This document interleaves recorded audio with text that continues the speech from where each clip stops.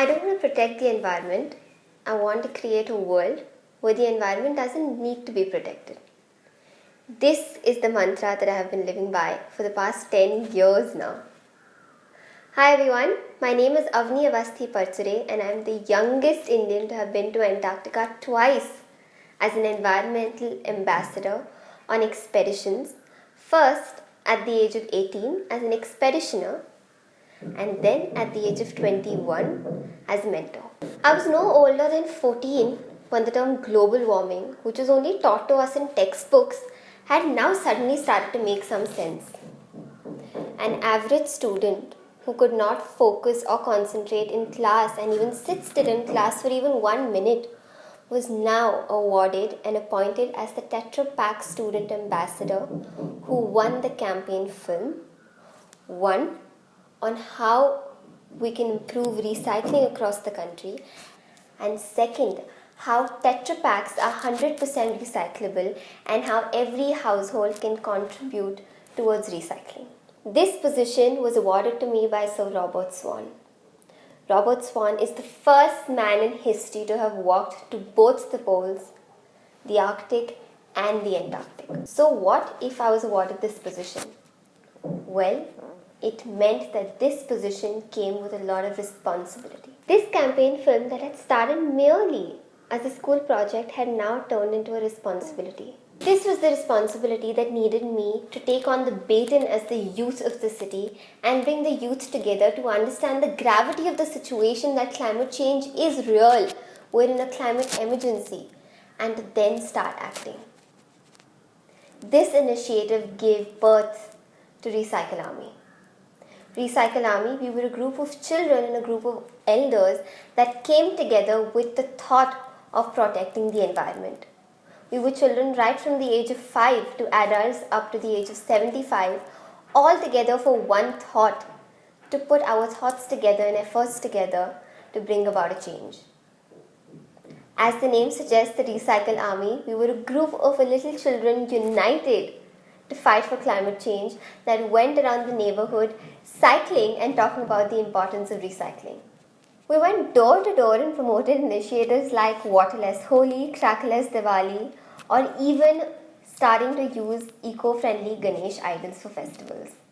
And yes, we were ridiculed, we were made fun of, we were excluded from the cool group because at an age where everyone wanted to go out and play and party and chill, we were the group of kids that were actually going neighborhood to neighborhood talking about the importance of our environment and the importance of climate change and how we can curb climate change. We were made fun of, we were termed as the geeks or the nerds of the society, of the school and all of that. But you know what? That didn't seem to be a hindrance to any of us.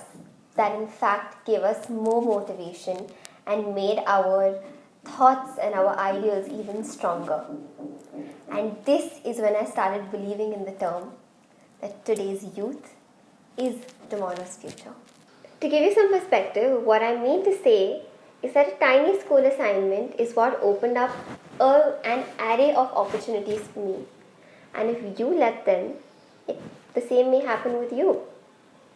No school assignment is small. And just because you're termed as a kid does not mean that you don't have the potential or the capacity to influence or bring about a change. Be the change you wish to see in the world, they say. And trust me, nobody has more potential, more knowledge or more grit to bring about a change as much as we, the youth, have. One thing that we tend to take for granted is our school and teachers.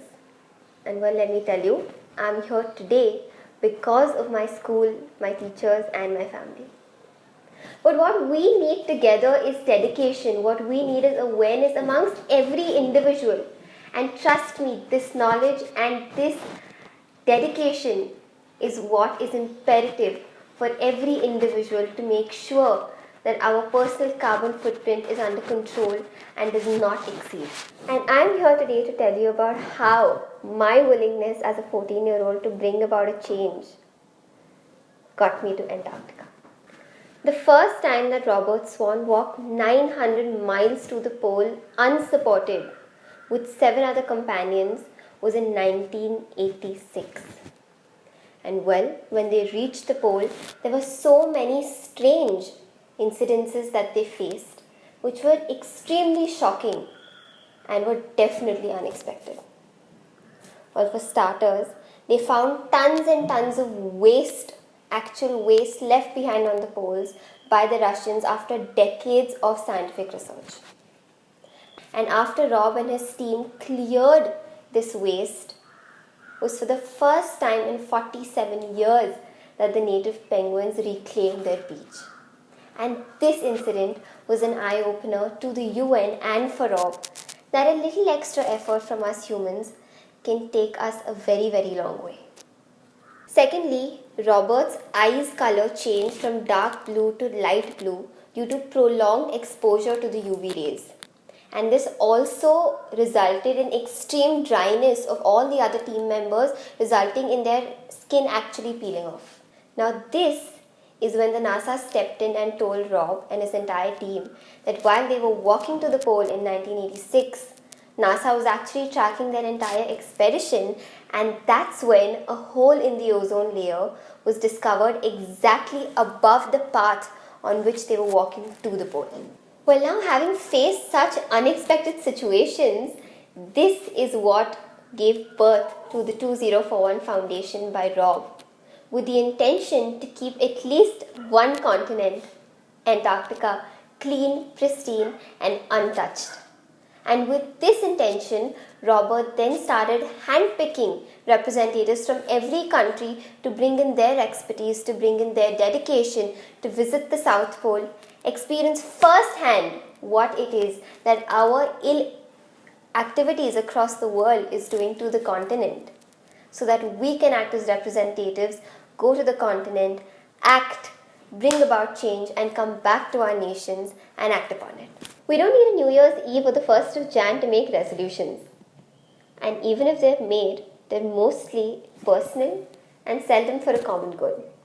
So let's all of us resolve right here, right now to follow these small, simple steps which go a very long way. And as they say, every drop makes an ocean. So first, say a complete no to plastic bags. Don't ask for one, don't give one. Second, insist on installing rainwater harvesting systems in and around your neighborhood. Every rainwater harvesting system is a step closer to saving our environment.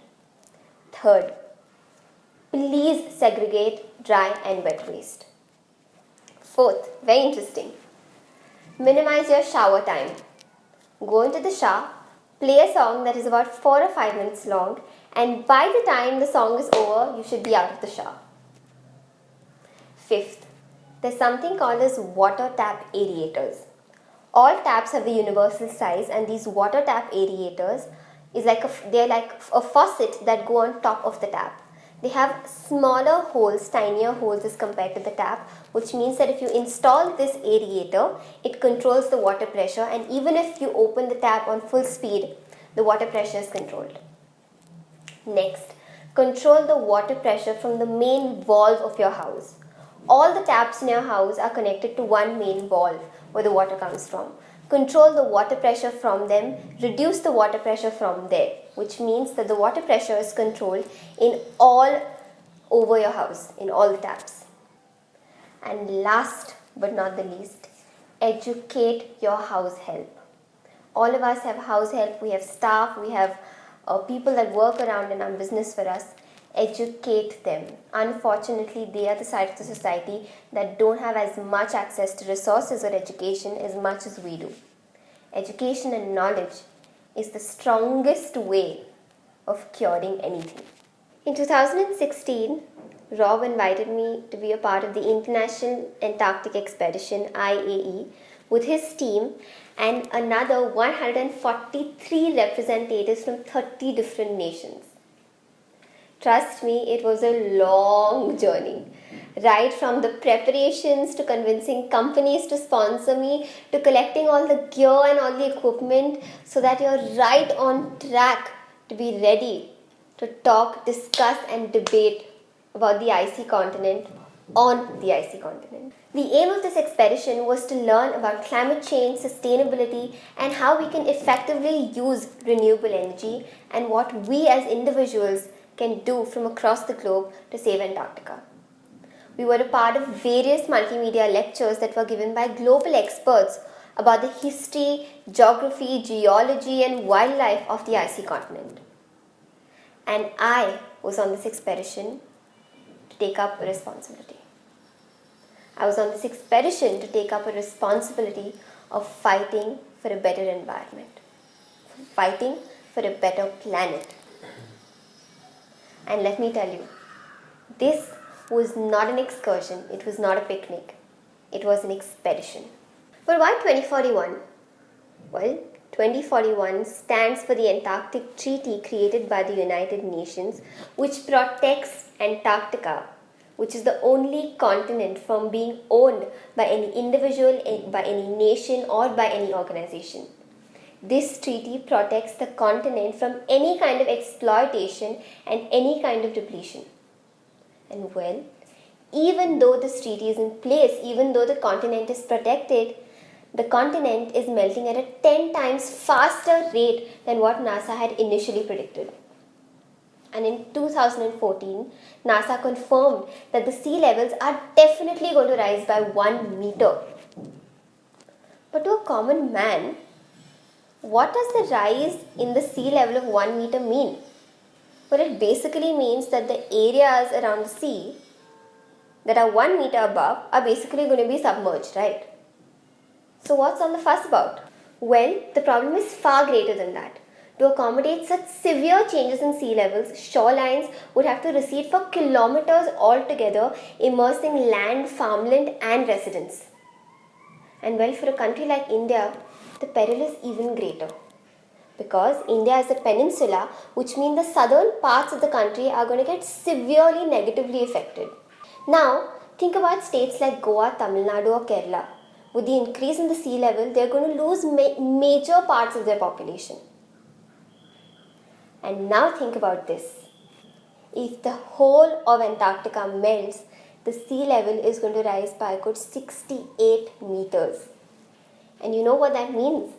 That we're not going to have to go all the way to Marine Drive to relax by the shoreline. The water is going to follow us back to Pune, and we're going to have sea-facing houses in Pune. Well, unfortunately, but let us all agree that it is not possible for us to live a 100% carbon-free lifestyle. There are certain activities as an individual, an organization, or an event that you just can't avoid.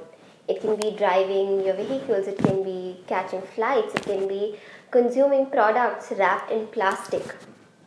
But you know what this does? These small actions count to humongous use of natural and artificial resources, which accounts to a lot more damage to the environment. And this damage is called your personal carbon footprint. A carbon footprint is the total greenhouse gas emissions given out by an individual, event, or organization expressed as carbon dioxide equivalent. But how do we know what events or acts actually lead to carbon dioxide emissions or methane emissions? Now, any act or event that involves burning of fossil fuels, that involves consumption of certain food items like meat, or any kind of activities that involves building roads, structures. Now, how do we control or compensate for all this damage that we knowingly or unknowingly contribute towards? This act of compensation is called offsetting. Offsetting is the act of decarbonizing that is leading us towards a net positive future. This act of decarbonizing basically means that there are certain activities that we cannot control around us. But because we lead out those activities, the next few days have to be controlled and have to be a very conscious effort to reduce our personal carbon footprint.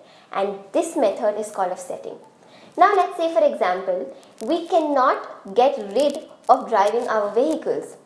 It's imperative that some of us have to take our vehicles. But let's say today the usage of our vehicles were extra. Now, which means that our personal carbon footprint has been increased because we're using more fuel.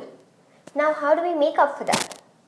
Let's say, for example, we've used our car, say, thrice or 4 times today. Now, to make up for that, for the next 3 days, you do not consume meat at all.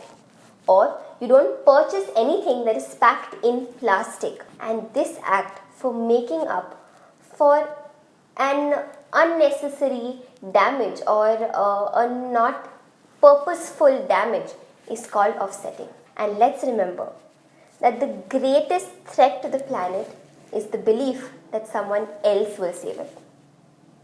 So, if you think that someone else will offset for you, that may not be true. Don't let that fool you. It's upon you to take up that burden, and it's for you to make that change. So, let's not ask what the world is doing. Let's not ask what the government is doing for us. Let's not ask what the school or what a university or what an office is doing for us. Let's ask ourselves, what are you doing for the environment? Everyone says you need to give in your 100%, you need to give in your best, you need to give in your all. I say you need to give in your 1%. Because that 1% nobody can take away from you. And that 1% is for yourself. So here I am concluding and telling you to give in your 1%. Because as I mentioned earlier, every drop counts. Thank you.